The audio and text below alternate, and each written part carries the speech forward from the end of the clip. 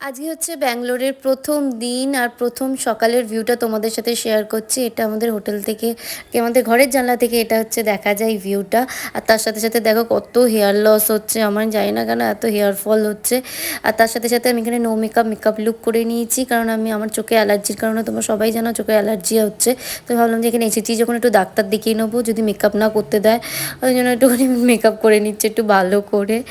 জানি না কি বলবে, তো হয়তো মেকআপ করতে দেবে না, কি বলবে না বলবে, ওই জন্য আমি একটুখানি মেকআপ করে নিলাম। মেকআপ করে নিয়ে না বেরিয়ে পড়লাম। এটা হচ্ছে হোটেল, আমি অনেকবার দেখিয়েছি এর আগে। আমরা এখানে রয়েছি, তাড়াহুড়ো করে কিছু খাওয়া হয়নি বলে এখানে একটা বাউলি কিনে নিচ্ছি আমি। আর এখানে বুদ্ধর সাথে আমার ঝগড়া হচ্ছে, বুদ্ধ বলছে আমার মোবাইলটা নিয়ে কেউ চলে যাবে ওরকমভাবে বাইরের দিকে না ভিডিও করতে। কি বলবো বলো, নিয়ে যাবে না, আমি ভালোভাবে ধরে রয়েছি মোবাইলটা, ও তবুও শুনছে না। সেই নিয়ে আমাদের একটুখানি ঝামেলা হচ্ছে। আর তার সাথে সাথে এখানকার ভিউ দেখে নাও। ব্যাঙ্গালোরের এখন ওয়েদারটা জাস্ট অসাধারণ। মানে আমাদের এখানে যতটা ঠান্ডা, ব্যাঙ্গালোরে কিন্তু টেম্পারেচার অতটা ঠান্ডা নেই। তবে এটা ঠিক যে এই টেম্পারেচারটা ওরা সারা বছর মেনটেন করে, যেটা আমাদের গরমের সময় যে এক্সট্রিমলি হিট হয়ে যায় সেটা কিন্তু থাকে না। এই গরমকালেও তোমরা যদি আসো তো তোমরা সেম তোমার টেম্পারেচারই পাবে। আর সেই ভয়ানক জায়গায় আমরা ঢুকে পড়েছি, এটাই হচ্ছে আমার হসপিটাল।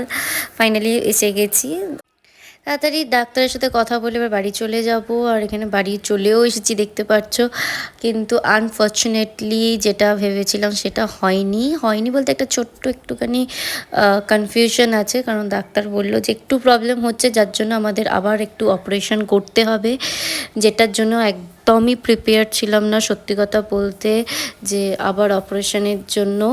তো আমি ওটা নিয়ে আমি আর বেশি কিছু করিনি, কারণ আমি কতবার দেখাবো বলে, আগেরবারও বলেছি যে এই ব্যাপার কি হয়েছিল। দিয়ে এটাও আমার সেকেন্ড টাইমই অপারেশন হবে ধরো, যেটার জন্য আমরা প্রিপেয়ার ছিলাম না, কারণ আমরা দুদিনের জন্য এসেছি বিশ্বাস করো।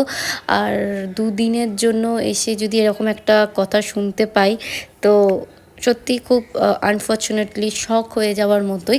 কারণ তবে এটা ডাক্তার বলে দিয়েছিল যে মানে আমরা বাড়ি চলে যেতে পারি, তারপর ওখান থেকে ডিসিশন নিয়ে আবার আসতে পারি। কিন্তু যদিও বা আমরা একবার এসে গেছি, আবার বাড়ি চলে যাওয়ার কোনো মানে হয় না।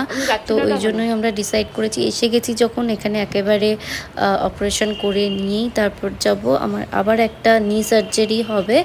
তো ঠিক আছে, যেটা হবার সেটা তো হবে, ওটা নিয়ে ভেবে লাভ নেই। ওই জন্য বেশি কিছু আমি ওটা নিয়ে না ভেবে আমি এবারে ভ্লগ করার চেষ্টা করেছি। আগের বারে যদিও আমি সেটা করতে পারিনি, কারণ আগের বারে প্রথম অপারেশন আমার জীবনের ছিল, আর সত্যি খুব ভয় লাগতো। তবু এখন কিছুটা আমি নিজেকে সংযত করতে পারবো, কিছু নিজের কন্ট্রোলে রাখতে পারবো। মানে